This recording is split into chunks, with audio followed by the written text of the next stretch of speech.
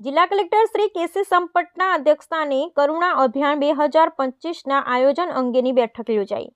One વિભાગ દ્વારા સ્વૈચ્છિક સંસ્થાઓના સહયોગથી કરુણા અભિયાન 2025 અંતર્ગત ઇજાગ્રસ્ત પક્ષીઓની સારવાર અને બચાવના કામગીરીનું આયોજન। ઇજાગ્રસ્ત પક્ષીને નજીકના કોઈપણ સારવાર કેન્દ્ર પર પહોંચાડવા અથવા વિસ્તાર મુજબના સારવાર કેન્દ્રોનો સંપર્ક કરવા વન વિભાગનો અનુરોધ। તારીખ 10/1/2025થી જિલ્લાના 10 તાલુકામાં કંટ્રોલ રૂમ તથા પક્ષી સારવાર કેન્દ્રો ઊભા કરવામાં આવશે। આજે કલેક્ટર શ્રી કેસી સંપટના અધ્યક્ષસ્થાને આજે કલેક્ટર કચેરી સભાખંડ ખાતે કરુણા અભિયાન 2025ના આયોજન અંગેની બેઠક યોજાઈ હતી। આ બેઠકમાં જિલ્લા કલેક્ટર શ્રીએ કરુણા અભિયાન અંતર્ગત જિલ્લામાં થયેલી આયોજનો અંગેની જાણકારી મેળવી વિવિધ સૂચન કર્યા હતા।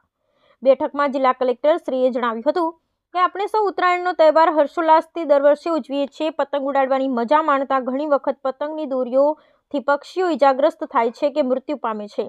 આ અબોલ ને નિર્દોષ પક્ષીઓના જીવ અમૂલ્ય છે, તેથી તેમને બચાવવા એ આપણી સૌની નૈતિક ફરજ છે।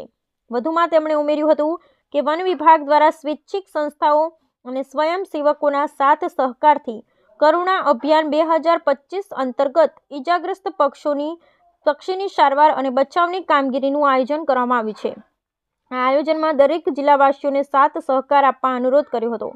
ઉત્તરાયણ દરમિયાન આટલું કરીએ, ફક્ત ઉત્તરાયણના દિવસે પતંગ ચગાવીએ, વૃક્ષો, ઇલેક્ટ્રિક લાઇન અને ટેલિફોન લાઇનથી દૂર પતંગ ચગાવીએ, ઘાયલ પક્ષીને જોતા તરત જ નિકટના સારવાર કેન્દ્રનો સંપર્ક કરીએ, ઘાયલ પક્ષીની આંખને કપડાથી ઢાંકી બાસ્કેટ કે કાણાવાળા પુઠ્ઠાના બોક્સમાં રાખી તાત્કાલિક સારવાર કેન્દ્રમાં પહોંચાડીએ, ઘરના ધાબા પર કે આજુબાજુના વૃક્ષોમાં ફસાયેલ દોરીનો નિકાલ કરીએ। ઉત્તરાયણ દરમિયાન આટલું ન કરીએ, પક્ષીઓ સુરક્ષિત રહે તે માટે સવારે 9 વાગ્યા પહેલાં કે સાંજના 5 વાગ્યા પછી પતંગ ન ચગાવીએ, ક્યારેય પણ તુક્કલ ન ચગાવીએ, ચાઇનીઝ, સિન્થેટિક કે કાચ પાયેલી દોરીનો પતંગ ચગાવવા ઉપયોગ ન કરીએ, ઘાયલ પક્ષીના મોઢામાં પાણી કે ભોજન ન મૂકીએ, રાત્રિના સમયે ગુબ્બારા કે ફુગ્ગા ન ચગાવીએ, ઘાયલ પક્ષીની સારવાર જાતે ન કરીએ અને ઘાયલ પક્ષી પર પાણી ન રેડીએ।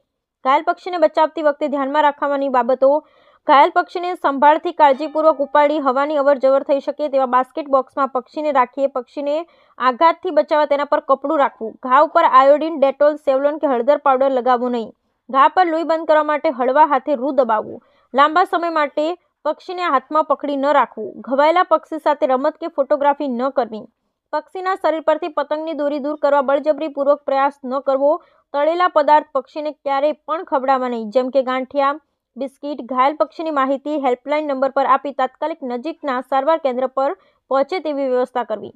જિલ્લાના વિવિધ તાલુકા માટે હેલ્પલાઇન નંબર: સુરેન્દ્રનગર જિલ્લામાં કરુણા અભિયાન 2025ની તમામ તૈયારીઓ પૂર્ણ કરી દેવામાં આવી છે। તારીખ 10/1/2025થી જિલ્લાની 10 તાલુકામાં કંટ્રોલ રૂમ તથા પક્ષી સારવાર કેન્દ્રો ઊભા કરવામાં આવશે।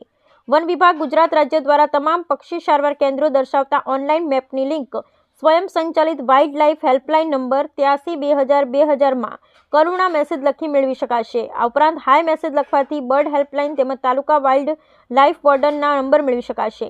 1962-1926 પર કોલ કરી અને ઘાયલ પક્ષી અંગેની જાણકારી આપી શકાશે। ઘાયલ પક્ષીને તાત્કાલિક નજીકના કંટ્રોલ રૂમ, પક્ષી સારવાર કેન્દ્ર સુધી પહોંચાડવા માટે સ્વયંસેવકો તથા વન વિભાગના સ્ટાફની ટીમ બનાવવામાં આવી છે। સુરેન્દ્રનગર જિલ્લાના વિવિધ તાલુકા માટે હેલ્પલાઇન નંબરો નીચે મુજબ છે: તાલુકા વાઇઝ સંપર્ક નંબરની યાદી: સુરેન્દ્રનગર વઢવા માટે 99792 7130, 97233 18597, 94274 56354, 99131 03935। મૂળી તાલુકા માટે 94270 45772, 90332 57397, 99252 58290, 95745 28976। ચોટીલા તાલુકા માટે 96877 35448, 98795 74478, 85303 57256, 94299 05525। થાનગઢ તાલુકા માટે 99095 53135,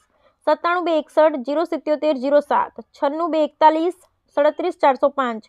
લખતર તાલુકા માટે 9276 51773, 74054 40810, 89058 77 767। લીંબડી તાલુકા માટે 75 676 42 207, 63 527 46 425, 99046 57063। ચુડા તાલુકા માટે 99094 92421, 97371 12703, 87 3 39 41 સાયલા તાલુકા માટે 94 2 72 05 397 79 905 73 342 97 233 68 024 ધાંગ્રધા તાલુકા માટે 89 050 69 317 97 120 58 600 84 600 13 913 પાટડી તાલુકા માટે 97 377 61 577 99 259 32 425 79 904 98 884 પર સંપર્ક કરવો। આ બેઠકમાં નાયબ વન સંરક્ષક Shri Nikunjsinh Parmar, range forest officer શ્રીઓ અને વિવિધ સ્વૈચ્છિક સંસ્થાના પ્રમુખ શ્રી ઉપસ્થિત રહ્યા હતા। Bureau report Minaz Malik,